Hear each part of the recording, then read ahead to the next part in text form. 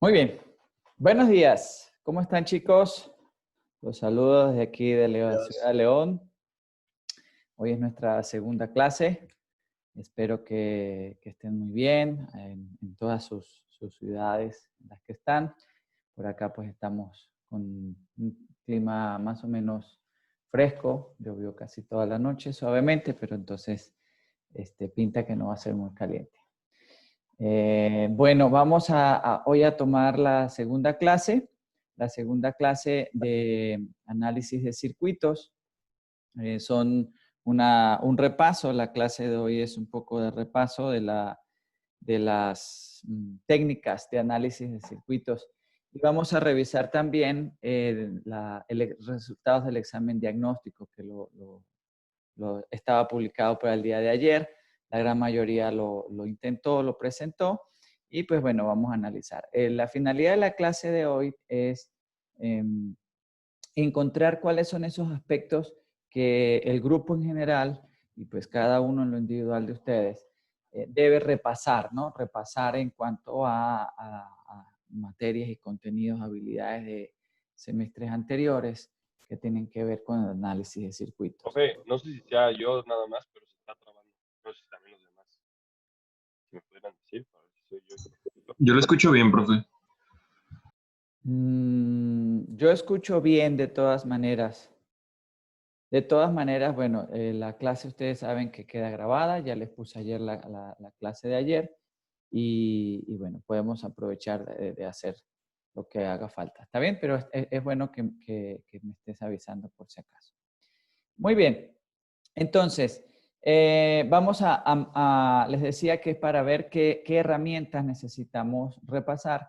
Para mí me va a servir para enfocar en las clases cuáles son los temas que vamos a reforzar de acuerdo a que son de carreras diferentes y, por supuesto, entonces de experiencias distintas. Y para ustedes, para ver qué temas tienen que ejercitarse, ¿no? Vamos a ver cuáles son las técnicas de análisis de circuitos usaríamos en electrónica aplicada, ¿no? La primera, pues la más básica de todas, la ley de Ohm, ¿sí? La que nos relaciona el voltaje de una fuente sobre una resistencia con la corriente que circula desde la fuente hacia la resistencia. Esa es pues, la base de todo el análisis de circuitos. Después hay técnicas como análisis nodal o análisis de mallas y pues se basa en ley de Ohm. Las leyes de voltaje de Kirchhoff que derivan en el análisis de corrientes de mallas, pues es las sumatorias de las fuentes es igual a la sumatoria de los sumideros. ¿Eso qué quiere decir? Que la sumatoria de todos los elementos activos, la sumatoria de las tensiones de los elementos activos, los que generan energía al circuito, la sumatoria de esas tensiones es igual a la sumatoria de todas las tensiones donde se descarga o se pierde esa energía, ¿no? Que son los elementos pasivos como las resistencias principalmente. Entonces, en ese sentido, nosotros vamos a hacer siempre esta ley de voltajes, la vamos a hacer con recorridos cerrados, ¿ok? ¿Qué quiere decir que son recorridos cerrados? Que inician en un nodo y circulan por todos los elementos del circuito y cierran en ese nodo. ¿Ok? Entonces, aunque nosotros hagamos el dibujo genéricamente, como dice con el trazo en rojo, realmente nosotros estamos haciendo este recorrido. Y al hacer este recorrido, cuando anotamos, esto es muy importante, porque es un error muy común que se comete, es importante que tengamos la oportunidad de identificar qué polaridad tiene las fuentes y las cargas que absorben energía. Así cuando yo haga el recorrido, pues voy a colocar en la ecuación la tensión que anote la coloco con respecto a la polaridad por donde entra el análisis que yo estoy haciendo. Así en este caso sería iniciando en este punto, ahora lo voy a hacer con colorcito azul. Iniciando en este punto, empiezo y me consigo con menos B o menos V. Luego me voy hacia acá. Como la corriente sale de la fuente y atraviesa la resistencia, pues entonces ahora me consigo con más la corriente que sale por voltaje, de la fuente por la resistencia 1. Y luego, igualmente, aquí me voy a conseguir con una tensión positiva y entonces más le sumo la corriente por la resistencia 2. Llego a este punto y como aquí no hay nada, cierro el recorrido, cierro el lazo o la malla. Entonces, de esa manera aplicamos los voltajes de Kirchhoff o de Kirchhoff. ¿Cuáles son los errores comunes? Uno, que no hago un recorrido cerrado, es decir, empiezo aquí y termino en otro punto. Dos, que no cumplo el convencionalismo de los signos, tengo que tener mucho cuidado con eso. Y otro error también adicional que a veces se comete es no ver ciertos elementos, ciertos circuitos que son como las trampas, ¿no? Que es, por ejemplo, cuando yo tengo, imagínense, un componente que sea como esto y donde R sea infinito. Pues si estoy haciendo un recorrido y R es infinito, quiere decir que eso es un circuito abierto y por lo tanto por ahí no fluye corriente. Entonces está abierto el circuito. O si en vez de ser R igual infinito es 0, ahí no hay caída de tensión, entonces no tengo que anotar ese voltaje. Entonces son los tres elementos fundamentales, fuentes de error. Que no se hacen recorridos cerrados, que no se respeta la convencionalidad de los signos y los cortocircuitos y los circuitos abiertos. Son la principal fuente de error. Bien, ¿hasta aquí alguna pregunta? A la cuenta de 3, 2, 1, no. Bueno, estamos haciendo un repaso. De pronto, sí me gustaría que aquellos que tengan hayan cursado menos materias o más tiempo atrás hayan cursado las materias de circuitos, pregunten, ¿no? Si hay algo que les parece, no lo recuerdan, etcétera, ¿no? Bien. Igualmente tenemos entonces nosotros las leyes, pero ahora para las corrientes. Es la base para el análisis nodal.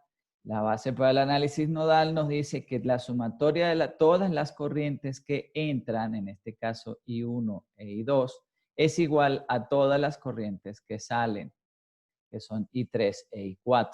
Eso nos va a permitir a nosotros hacer el análisis nodal. ¿Cuándo tenemos fuente de error en el análisis nodal? Normalmente cuando tenemos un caso como este. Imagínense, tenemos esta resistencia. De este lado tenemos un voltaje. ¿Sí? Y de este lado tenemos otro voltaje. Es el mismo caso, pero del lado izquierdo. Tenemos un B1 y un B2 y una R. Entonces yo tengo que especificar, aquí sería I sub 1, aquí sería I sub 2 y aquí sería I sub 3. El tema aquí, ¿dónde empiezan los errores? Uno, el convencionalismo del sentido de la corriente. Por convencionalismo, las corrientes salen de las fuentes, entonces I sub 1 va en este sentido. I sub 2 va en este otro sentido, el sentido contrario a I sub 1, y me quedaría decidir si I sub 3 es una corriente de salida o de entrada. Eso es una fuente de error muy común en el sentido de que yo la puedo asumir entrando. ¿Y cuál va a ser el resultado? Que me va a salir en cero. Me va a salir en cero. Me va a salir con sentido contrario, porque si estas dos entran, pues se supone que ella va a salir. Entonces, ¿qué sucede? Que a veces se omite el signo, el signo lo omitimos y cometemos un error. Entonces hay que tener mucho cuidado con esto. Este es un caso. El otro caso es cuando la fuente no es de voltaje, sino que la fuente es de corriente. Entonces, ya va, que no me quiere dejar soltar el borrador. Ajá. Ok, sino cuando es de corriente, y entonces tenemos nosotros la... Ah, caramba. Ya va. Ah, ya. Ajá. Tenemos la fuente de corriente y entonces esta fuente de corriente ya no está en términos de voltaje. En cambio, esta estaba en términos de voltaje. Entonces, a veces eso les genera confusión. Entonces, la ley de voltajes es la que se aplica para el análisis de mallas, corrientes de malla. La ley de corrientes es la que se aplica para análisis nodal. Siempre hay la pregunta y la discusión. ¿Cuál es mejor? ¿Corrientes de malla corrientes de malla o voltaje de nodos? Realmente no hay ninguna que sea mejor. Es más algo propio de cada quien, ¿no? ¿Cuál le parece más fácil de entender? Pero no, la mayoría de las personas estadísticamente pues tratan de utilizar más la de corrientes de malla, ¿no? Que es la de los voltajes de Kirchhoff. Bien. Si hay alguna pregunta, pues entonces ya saben, piden la palabra, ponen la manito, etc. Siguiente técnica de análisis que hay que recordar. ¿Qué es el divisor de tensión, el divisor de voltaje? Es una herramienta fundamental. Muchos de los problemas de los ejercicios los resolvemos con el divisor de tensión.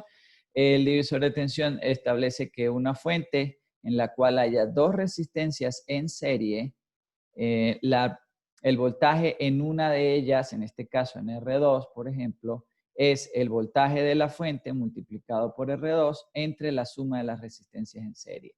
¿Cuál es el error fundamental cuando se aplica divisor de voltaje? Que ésta tenga una resistencia en paralelo. Porque si esta tiene una resistencia en paralelo, donde yo coloco el valor de R2 en la fórmula, que es aquí y aquí, ese tiene que ser el paralelo, es decir, la resistencia equivalente vista de este A hacia allá.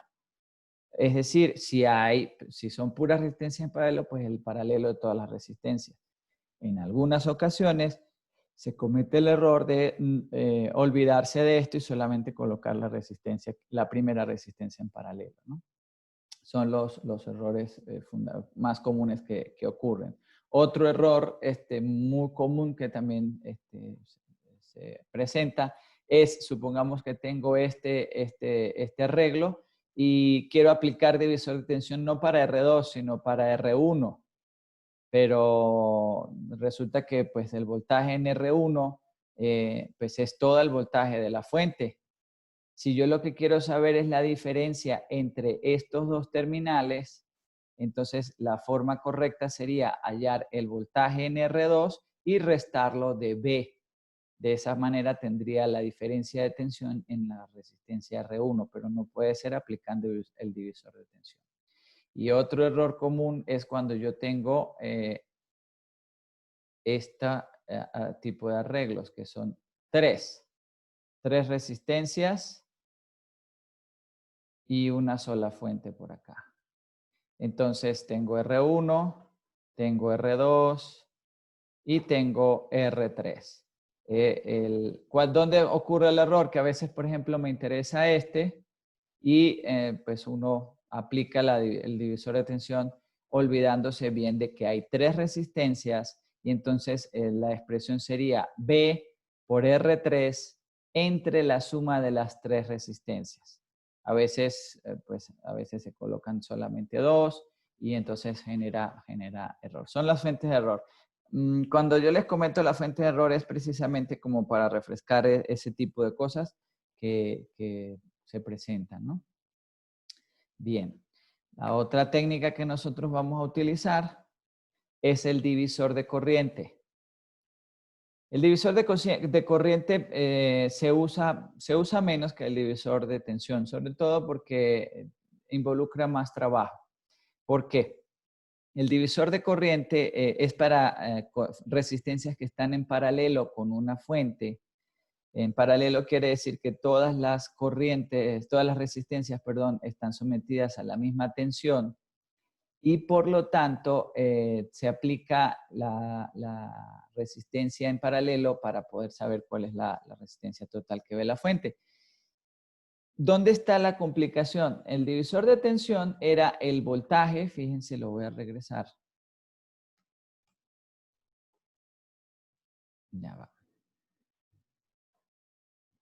El divisor de voltaje es donde en la resistencia que yo quiero tener el voltaje, ¿sí? El voltaje en la resistencia es el voltaje por la resistencia en sí entre la suma de las resistencias. En el caso de la corriente, supongamos que yo quiero la corriente en R1. Fíjense, si yo quiero la corriente en R1, tengo que colocar la resistencia que no es R1, el resto de la resistencia que no es R1. Aquí está el ejemplo para I sub 2. I sub 2 es igual a I que entra multiplicado por R1 entre R1 más R2. Eso es lo que hace que básicamente no se use mucho el divisor de corriente en muy pocos casos, pero pues es una herramienta allí fundamental, ¿no? Mi recomendación, si tienen un arreglo, traten de usar divisor de voltaje y análisis nodal. El divisor de corriente puede tener esta fuente de error, de confundirse y aplicarlo como la fórmula como si fuera una división de tensión. En ese sentido, recuerden, en muy pocos casos les voy a pedir que ustedes hagan aplicando tal técnica. Porque se supone que ya ustedes dominan eso de las materias anteriores. Aquí más bien es que encuentren los resultados con cualquiera de las técnicas. Por eso es que hacemos un repaso de cuáles son las que pueden utilizar. Este teorema de Thevenin, el teorema de Thevenin es de lo más importante que existe en el análisis de circuitos. Se utiliza en electrónica para muchas cosas, ¿no? Básicamente, las tres aplicaciones más importantes que tiene el teorema de Thevenin es, uno, calcular las impedancias de entrada de un circuito, ¿sí? La impedancia de entrada sería la que yo veo para, supongamos, este es el circuito entre los puntos XX, la impedancia de entrada del circuito de la derecha, ¿sí? La impedancia vista de izquierda a derecha, porque la alimentación, la fuente va de izquierda a derecha en este ejemplo. Entonces, la impedancia de entrada del circuito R3C. La impedancia de salida es la que nosotros vemos ahora de derecha a izquierda. Y entonces sería la impedancia que se ve hacia adentro del circuito de la izquierda, la impedancia con la que se descarga la fuente. Ese sería el de impedancia de salida.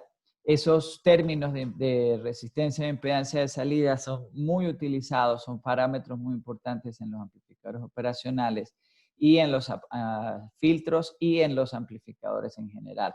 De hecho, seguramente ustedes cuando vieron en electrónica, vieron amplificadores basados en BJT, en transistores, había que calcular cuánto era la resistencia de carga que imponía una etapa sobre otra. Y finalmente la otra es el acoplamiento de impedancias. El acoplamiento de impedancias consiste en, como ya ven, tenemos una resistencia que se ve de un lado hacia el otro y viceversa, de dos circuitos. Entonces, acoplar las impedancias significa colocar esas resistencias en unos valores que permitan la máxima transferencia de potencia. ¿Por qué? Si la resistencia de acá es mucho menor que la que se ve de salida del circuito, pues entonces el voltaje de la fuente, en este caso, se va a ir sobre la resistencia R1. Si la resistencia acá tiende a 0, va a cortocircuitar a R2 y casi toda la caída de tensión se va en R1. Mientras que si la resistencia vista o la impedancia vista del circuito, o sea, la de entrada del circuito de la derecha, es muy grande, esto va a ser un circuito abierto y la caída de tensión va a ser principalmente en R2. Entonces, el acoplamiento de impedancias es esa relación que debe existir entre la impedancia de salida de un circuito de izquierda y la impedancia de entrada de un circuito a continuación en serie para la máxima transferencia de potencia. Pero bueno, esas son las aplicaciones del teorema de Thevenin. ¿En qué consiste el teorema de Thevenin? Básicamente, cualquier circuito eléctrico se puede reducir para una representación, un modelo equivalente que es un voltaje y una resistencia en serie. Entonces, ese voltaje y esa resistencia en serie es lo que se denomina circuito equivalente Thevenin. Entonces, en este caso lo estoy aplicando para el circuito de la izquierda. Todo este circuito, que en este caso pues es un simple circuito de un voltaje, una fuente y dos resistencias en serie, que están en paralelo a su vez con el circuito de carga, se va a resumir en un voltaje Thevenin en serie con un RT. Entonces, el truco del teorema de Thevenin es cómo convertir este circuito de la izquierda en este circuito de la derecha. Tiene unas reglas, ¿sí? Que son muy importantes repasar, que ya las vamos a mencionar.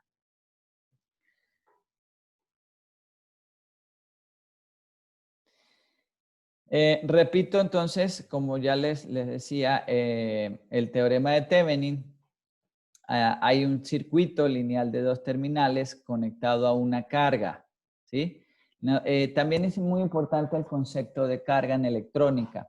El concepto de carga es ese arreglo, ese circuito que consume la energía de un circuito de entrada, ¿no? En este caso, el circuito de la izquierda alimenta, le genera una corriente que atraviesa al circuito de carga. Entonces, ahí hay un voltaje en la carga, una corriente en la carga. La carga puede ser tan simple como una resistencia o inclusive un circuito ya con componentes activos. Entonces, el voltaje de Thevenin es la tensión del circuito abierto en las terminales y el R de Thevenin es la resistencia equivalente en las terminales cuando las fuentes independientes se apagan. Entonces, para conseguir el voltaje de Thevenin del circuito de la izquierda, lo que tenemos que hacer es separar el circuito, separar la carga y analizar cuál es el voltaje de salida del circuito después de separar la carga. Y la resistencia sería apagar todas las fuentes independientes de voltaje y de tensión y hacer la resistencia vista desde la carga hacia adentro del circuito de dos terminales. Esa es la manera de calcular el voltaje y el R de Thevenin. Nada más que aquí hay que tener mucho cuidado porque no solo existen fuentes independientes, los circuitos pueden tener fuentes dependientes también, entonces hay que hacer ciertos trucos, ¿no? Ahora, ¿cuál es el error más común que se comete cuando se hace el teorema de Thevenin? Uno, pues no se aplica bien las técnicas anteriores de análisis nodal o análisis de mallas y se calcula mal el voltaje de Thevenin. Porque por varias razones, inclusive a veces cuando algunos alumnos abren el circuito, cierran cuando van a hacer el análisis y eso es un error, ¿no? Eso no es posible hacerlo. Bien. Luego, el otro caso es que la otra fuente de error es que tenemos una resistencia equivalente y yo apago las fuentes. El tema es, cuando yo tengo un voltaje de Thevenin y lo apago, perdón, una fuente de voltaje y lo apago, el voltaje en esa fuente es cero. Y cero es un cortocircuito. Pero cuando tengo una fuente de corriente y la apago, la corriente es cero y por lo tanto es un circuito abierto. Por ahí no circula corriente. Entonces, a veces confundimos eso y dejamos apagar la fuente de corriente, le ponemos apagada, le ponemos corriente cero, pero lo tratamos como si fuera un cable. Y resulta que es todo lo contrario, un circuito abierto, ¿no? Bien. Vamos a ver cuáles son los casos para resolver los circuitos de la resistencia de Thevenin. El primer caso, la red no tiene fuentes dependientes. Se apagan todas las fuentes independientes. La R de Thevenin es la resistencia de entrada que aparece entre las terminales A y B. Entonces, todas las fuentes de voltaje se hacen 0 volts y las de corriente se hacen 0 amperes. Es decir, las de Profe, voltaje. Sí, dígame. disculpe, antes de que siga continuando, cuando, o sea, todas las fuentes independientes, ya sean de voltaje o de corriente, se apagan. Sí, señor. Cuando estamos calculando la resistencia de Thevenin, ojo, estamos hasta ahora en este caso, es solamente para la resistencia de Thevenin, porque es lo más complicado. El voltaje de Thevenin es simplemente encontrar el voltaje de salida del circuito cuando separo la carga. Pero la resistencia de Thevenin realmente son 3 casos. Uno, cuando yo coloco todas las fuentes, cuando tengo solo fuentes dependientes, corrijo, cuando la red no tiene fuentes dependientes, es decir, todas son fuentes independientes, entonces ahí las apago todas. Este es el primer caso, no tiene fuentes dependientes, entonces todas las fuentes, voltaje las hago 0, es decir, un cortocircuito, y corriente las hago 0 amperes, es decir, circuito abierto. Y entonces ahí, como me queda el circuito, yo hago el cálculo de la resistencia. ¿Aclarada la pregunta? Sí, profe, gracias. Bien, ok, sigo entonces. Un detalle importante, antes que se me olvide. Muchas veces el error fundamental cuando hacemos análisis de circuitos es que, recuerden que los ejercicios de circuitos nos dicen, bueno, asuma que la resistencia tal es tanto, la resistencia tal es tanto y así sucesivamente. Y por ejemplo, en el caso de apagar las fuentes. Y el error viene en hacer el dibujo, o mejor dicho, hacer el circuito, la solución del circuito directamente sobre el circuito original. Y en nuestra mente es donde cambiamos los valores de resistencias y fuentes. Mi recomendación siempre es, así pareciera que fuera más trabajoso, volver a dibujar el circuito con los datos que nos están dando y con los cambios que tenemos que hacer. Es decir, este circuito, el circuito original, lo voy a redibujar apagando las fuentes. Y después sobre ese circuito es que hago el análisis. No hago el análisis asumiendo mentalmente sobre el circuito original. ¿Ok? Bien. Continuamos entonces. Entonces, el primer caso es no tiene fuentes dependientes y apago todas las fuentes. Voltajes son 0, cortocircuitos, corrientes son 0 amperes, circuitos abiertos. Segundo caso. En el segundo caso, la red sí tiene fuentes dependientes. Entonces, ahí es donde hay que tener mucho cuidado. En primer lugar, se apagan todas las fuentes independientes. Se apagaron todas, como en el caso anterior. Pero, como hay fuentes dependientes, necesito hacer una simulación. O una suposición más bien. Es otra técnica de circuito, suponer una fuente y despejar el resultado que me da.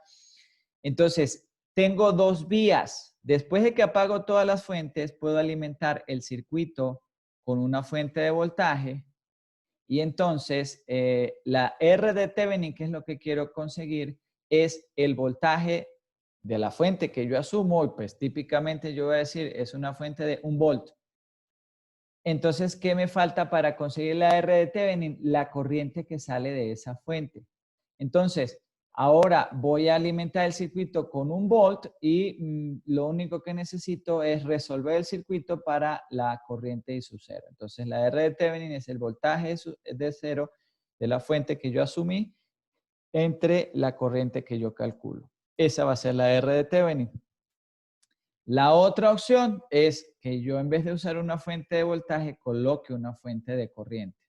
Y entonces, pues ahora lo que tengo que calcular es el voltaje en las terminales de esa fuente de corriente. Entonces yo digo, bueno, una corriente de 1 amperes y voy a despejar el V sub 0 del circuito. Y la resistencia de Thevenin es esa relación V sub 0 entre I sub 0. ¿Cuál aplicar? Eso nos lo da la experiencia. De acuerdo al circuito aquí adentro, ¿cuál será más fácil de despejar? I sub 0 o B sub 0. Y entonces, viendo el circuito, eso me va a permitir a mí determinar si me conviene más usar una fuente de voltaje o una fuente de corriente. En algunas ocasiones es mucho más fácil la de corriente, en otras mucho más fácil la de voltaje. ¿Qué valor se le coloca? Pues se le puede, para simplicidad, simplemente se coloca 1 ampere o 1 volt, dependiendo del tipo de fuente. ¿Ok? Ese es el segundo caso. Y recuerden, primero se apagan todas las fuentes independientes y como quedan las fuentes dependientes que no se pueden apagar, entonces se energiza el circuito con unas fuentes de voltaje o de corriente. Camilo, yo tengo una Sí, adelante. pregunta. Adelante, Georgina. Creo que es Georgina, ¿no? Sí, sí, soy Muy bien. Georgina. Todavía me En acuerdo tu voz. En el caso 2, o sea, ya ves que cuando es voltaje es cortocircuito, cuando se apagan, y cuando es corriente es circuito abierto, pero aunque sean independientes, ¿aplica lo mismo? Sí, es que eso ocurre, acuérdate que solo podemos apagar las que son independientes. Las dependientes las dejamos tal cual. Ah, ok, sí. ¿Sí? ¿Está bien? Vale. Seguimos entonces. El otro teorema o la otra técnica de análisis de circuitos muy importante es el teorema de superposición. Vale hacer la cuña en este momento. La primera tarea tienen algunos ejercicios en los cuales van a tener que aplicar todas estas técnicas, o todas no, pero sí por lo menos una buena cantidad.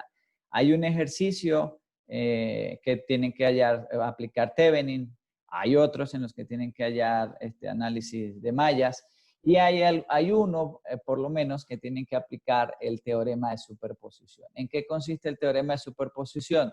Que yo tengo en un mismo circuito 2 o más fuentes y necesito el valor de salida en un punto del circuito, pues entonces, para simplificar, apago una fuente y resuelvo el circuito debido solo a la fuente que me queda encendida. Luego apago esa fuente y entonces lo resuelvo para la otra fuente. Me explico. En el primer paso, en este que tendría solo dos fuentes, B2 igual 0. ¿Sí? 0 volt o 0 ampere, según corresponda.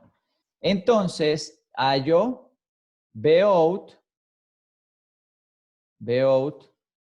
en función de, lo hallo como función de B1, que es la que me queda. Luego, el segundo paso es B1 igual 0 y entonces Vout es igual a una función de, o sea, lo calculo en función de B2. Y el tercer paso, pues entonces sería aplicar que Vout completo es debido a B1 y debido a B2. Es decir, en el primer paso calculé esta porción, esta fórmula, en este circuito, por supuesto. Y en el segundo paso calculé esta fórmula y entonces el tercer paso ya es plantear la sumatoria. Parece muy sencillo y en realidad lo es. El problema fundamental es cuando no son dos fuentes, sino son 3, 4, 5 fuentes. ¿Qué pasa en esos casos? Que se comete el error de no apagar bien. ¿Qué quiere decir? Si yo tengo 4 fuentes, yo tengo que resolverlo 4 veces y tengo que apagar cada vez 3 fuentes. Es decir, en cada paso solo una fuente debe estar encendida y tengo que resolverlo el mismo ejercicio tantas veces como fuentes existan. ¿Ok? Y obviamente eso se hace solamente para las fuentes independientes. Las dependientes no se tocan, se dejan tal cual, porque ellas no generan energía por sí mismas. Entonces, otro error muy común es aplicarlo para las fuentes dependientes. No se aplica para las fuentes dependientes, solo para las independientes. ¿Ok? Bien. Siguiente. Esto ya es un tema que no sé si todos lo habrán trabajado, que es la ecuación de un diodo y las características de los diodos, ¿no? Esta es la ecuación principal de la corriente en un diodo. ¿Qué información me da esta ecuación? Me dice que primero pues hay un comportamiento exponencial y que hay una corriente máxima. Esto, si yo lo grafico en un plano donde yo asocio V es el voltaje, T es la temperatura a la que está sometido el diodo, entonces me genera esta curva característica de un diodo, esta que vemos aquí a la derecha. Entonces, ¿y qué interpretación me da?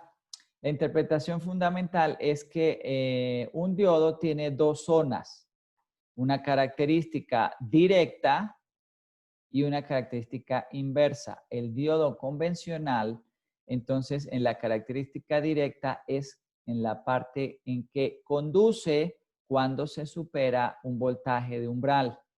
Y en la característica inversa, el no conduce y cuando se supera un voltaje de ruptura, ahí sí conduce en sentido contrario, pero se daña el diodo.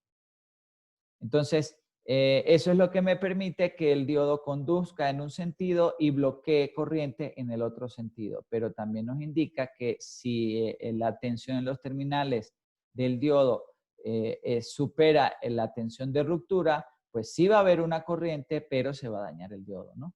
Entonces, fíjense, dato importante de este ejemplo de característica del diodo, es que en el comportamiento en directo del diodo los valores de voltaje son pequeños, mientras que en los valores de voltaje en inverso son grandes. ¿Qué quiere decir? Que se necesita poco voltaje para que el diodo conduzca en directo, pero mucho más voltaje para que el diodo conduzca en inverso. ¿Por qué? Porque ese es su comportamiento y eso es lo que hace que se eche a perder, ¿no? Si yo le pongo mucho voltaje. Otro dato importante es que idealmente un diodo ideal tiene esta característica. ¿Qué quiere decir? Que una vez que el voltaje a los terminales del diodo sea idealmente mayor a 0, pues él conduce corriente. Pero ese es el ideal. En la práctica nosotros no utilizamos el modelo ideal, sino utilizamos dos modelos. Dos modelos aproximados a la realidad. Uno, que es en el que hay una tensión, una fuente contraria a la fuente de alimentación del circuito y el diodo solo va a conducir cuando la tensión en los terminales más menos, es decir, entre este punto y este punto, la tensión supera a E, de tal manera que ocurra lo que ocurriría en un diodo ideal, pero ahora en el voltaje E. Ese es el modelo real aproximado de un diodo. Y, por ejemplo, tenemos los de silicio a 0,7 volts y los de germanio a 0,6 volts, esa E, ¿sí? El voltaje. Entonces, ¿qué quiere decir? Que un diodo de silicio que tiene una E de 0,7, yo le coloco 0,5 y él está en esta zona, no conduce. Pero le coloco 0,71 y él ya empieza a conducir. Esa es la interpretación de este modelo. Y está el modelo más real, que es en el que además de una fuente hay una resistencia del diodo, una resistencia interna del diodo. Muy pequeña, pero si la hay. Eso hace que la pendiente de la recta en la zona de conducción no sea de 90 grados, sino sea una pendiente inversamente proporcional a la resistencia. Adelante, Alec. ¿Tienes una pregunta? Sí, profe, ¿qué voltaje dijo que son los de germanio? ¿0.6? Sí, señor, así es. Y 0.7 los de silicio. ¿Ok? Eso es particular para los diodos. Y ojo, para los diodos normales, ¿no? Porque acuérdense que hay muchos tipos de diodos, ¿no? pero digamos el diodo más sencillo, el que tiene este símbolo, que aplica para, los diodos LED inclusive.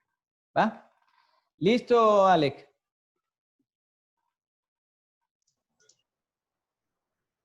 Alec. Sí, profe, gracias. Ok. Ajá. ¿Alguien va a hacer una pregunta? ¿Tiene el Ah, voltaje del diodo de germanio 0.3? ¿Perdón? ¿El voltaje del diodo de germanio no es 0.3? Bueno, hay diodos hay distintos tipos de diodos.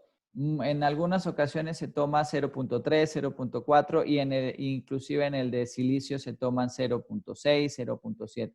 Hay distintos Depende tipos de del diodos. dopaje.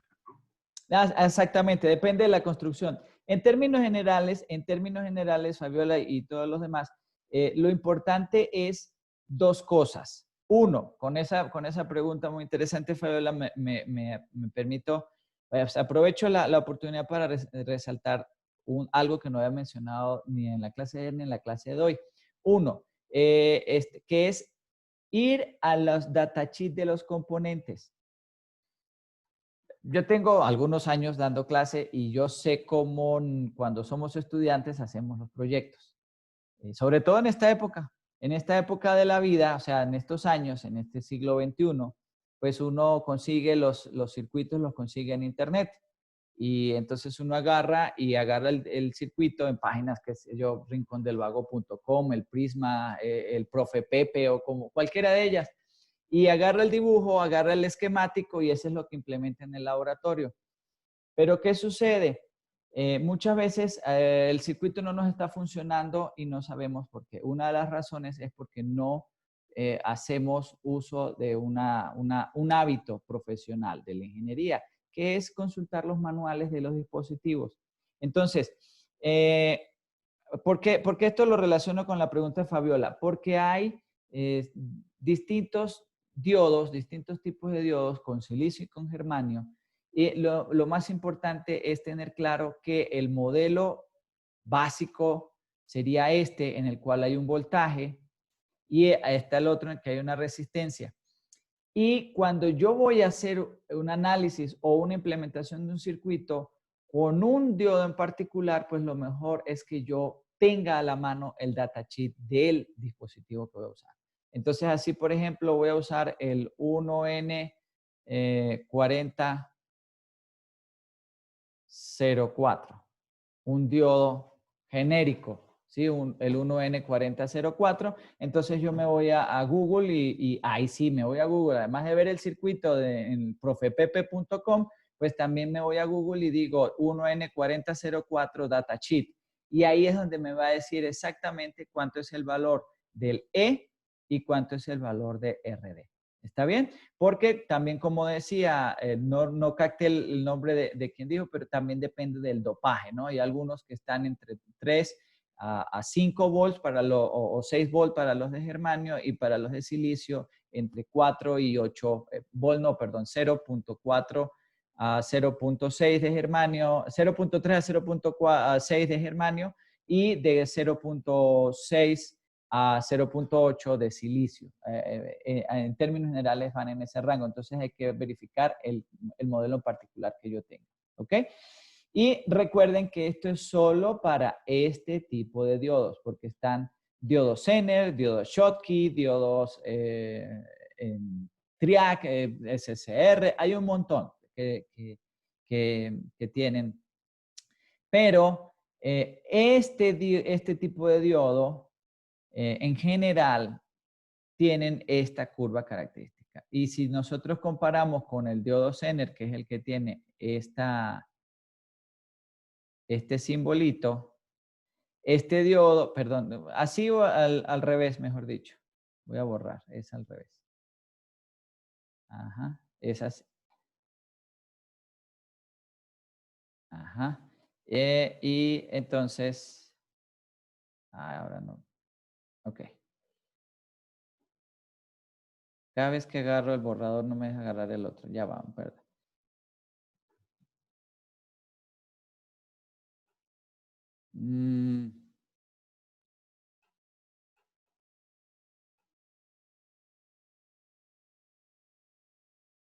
Ven. Aquí me faltó el otro palito hacia la derecha. ¿Y cuál es la diferencia con el diodo Zener? La única diferencia es que la característica inversa, la ruptura no rompe el circuito, el dispositivo no lo daña y este nivel de tensión es mucho más bajo. Es más grande que el de la característica indirecta, pero es mucho más bajo que la ruptura en un diodo convencional, ¿sí? Entonces, ahí por eso es que lo podemos usar y lo usamos mucho para regular tensión, porque él conduce en inversa y hay diodos Zener de 4, 7, 8, 10, 20 diferentes modelos, ¿no? De voltios en inversa. Entonces, por eso ustedes lo ven en muchas ocasiones conectados a la salida de fuentes para regular tensión. ¿Ok? Bien. Fabiola, ¿te hizo suficiente mi comentario? ¿Tienes alguna duda? No, todo bien. Muy Muchas bien, gracias. perfecto. Vamos entonces con el otro dispositivo que es el transistor. Existen, en términos generales, dos tipos de transistores o dos tecnologías para fabricar tanto diodos como transistores, que son los de efecto de campo, los FET, y los BJT, los de unión. Entonces, por simplicidad, y es el que más utilizamos, por lo menos en electrónica aplicada y la mayoría de las aplicaciones básicas que vemos en esta materia, usamos BJT. ¿Por qué no usamos los FET, los circuitos CMOS? Por varias razones. Una, son muy sensibles a la estática. Entonces, son aquellos circuitos que al manipularlos con la mano ya con esa estática se pueden dañar. Dos, se utilizan mucho para aplicaciones de potencia, que no son las que manejan ustedes en sus carreras. Bueno, de pronto el compañero que está en mecánica eléctrica tendría yo que revisar el plan de estudios, pero el resto sí no utiliza esto, los CMOS o los FET. Y la otra es porque se aplica más que todo en telecomunicaciones, ¿no? Entonces, por su dificultad, que no es de potencia, que es de potencia, mejor dicho, y las aplicaciones que hacemos no son de potencia. ¿A qué me refiero con potencia? Que consumen grandes valores de voltaje y corrientes, en vatios, ¿no? De 5 o 10 vatios. Imagínense una antena de telefonía celular tiene un bateaje bastante grande, son varios watts. Y si pensamos que la señal de voltaje que se transmite es de milivolts, pues imagínense, son bastante, para llegar a generar en esa antena varios watts, entonces sí necesita un amplificador bastante grande. Ahí es donde se usan los FET. Entonces, los BJT tienen la ventaja de que no son tan sensibles a los ruidos de estática y por lo tanto son más versátiles. Por eso la mayoría de las aplicaciones y lo que vamos a ver en la materia trabajan con BJT. Les digo, en toda mi vida profesional he usado muchas veces transistores BJT y yo creo que cuento con los dedos de la mano lo que he usado los FET, ¿no? Los basados en efecto de campo. Entonces, por eso aquí solamente repaso qué cosas son importantes del transistor. Acordarse de los terminales. Tiene un terminal base, emisor, colector. Y si ustedes recuerdan, ese modelo de base del emisor colector tiene algunas premisas fundamentales. Uno, la corriente en el emisor cumple dos características. Una, con respecto a la base, está amplificada por una beta, que es la beta típica del transistor. Es esa que yo conecto el transistor a un multímetro digital y me dice cuánto es el beta, ¿sí? Que es lo que yo normalmente mido del transistor. Entonces, la corriente del emisor con respecto a la base es amplificada por beta. Es particular de cada modelo. Así, por ejemplo, el 3904, el 2N3904, es un transistor BJT que tiene un beta particular, ¿sí? Si agarramos un 2N7 123, entonces tiene otro valor de beta y así sucesivamente, ¿no? Cada modelo tiene un beta diferente. Y la otra regla es que la corriente del colector es aproximadamente igual a la corriente del emisor. Por eso es que la expresión I sub CE es beta veces I sub E. Y entonces eso tiene otra regla oculta, que no hay la corriente de colector a base o base a colector es despreciable, es prácticamente cero. Entonces el circuito, por eso es que el modelo del circuito es simplemente un diodo de base a emisor. Y ese diodo de base a emisor nos está indicando que para que conduzca, que para que haya corriente en el colector hacia el emisor, pues la tensión debe ser entre B y E debe ser al menos 0,7 volts para que pueda conducir, así como vimos en el caso del diodo. Entonces, si eso es así, se enciende el transistor y hay corriente de C a E y esa corriente es beta veces la corriente B. ¿Cuáles son los usos típicos que vamos a encontrar para el uso de los transistores? En electrónica encontramos prácticamente uno como amplificador de corriente, pues es lo que nosotros vemos aquí, la corriente E es beta veces la corriente en B. Y el otro es el uso del transistor como un interruptor. Si yo entonces conecto aquí un circuito, una carga, dependiendo del voltaje que yo coloque en B, pues enciendo o apago esa carga. ¿Correcto? Entonces es el uso fundamental que le damos a los circuitos con transistores. Y la aplicación que le vamos a hacer es esa. O amplificar corriente cuando necesito darle corriente a un circuito o encender o apagar como un interruptor. El modelo ya un poco más al detalle y la curva característica, el voltaje de colector emisor, el voltaje tiene el punto de operación y eso, bueno, esto es un poco más al detalle del comportamiento. No lo vamos a usar, no vamos a poner a calcular el punto de operación de un transistor, ¿sí? Pero sí es importante que recuerden que eso existe. ¿Por qué? Porque esta curva, si la analizamos en detalle, nos dice cuánto debe ser el voltaje entre C sub E en el punto de operación. Ese sí es importante tomarlo en cuenta. Solamente para efectos de saber si un transistor está encendido o apagado, ¿no? Pero es muy sencillo. Si el voltaje BE supera 0,7 volts, el transistor está encendido y entonces hay flujo de corriente entre CE. Otro detalle importante, fíjense que aquí dice, B sub CE es aproximadamente igual, B sub C y B sub E, pero típicamente, experimentalmente, vale 0,2 volts. Entonces, si yo coloco esto, si aquí colocara, por ejemplo, a 5 volts, y pongo aquí un multímetro, un medidor de voltaje, este medidor de voltaje me va a decir, aquí en este punto me va a decir, depende de lo que yo coloque, si tengo una resistencia o no, pero me va a dar la diferencia de tensión entre estos dos. Si esta diferencia es 0,7 volts, me va a conducir.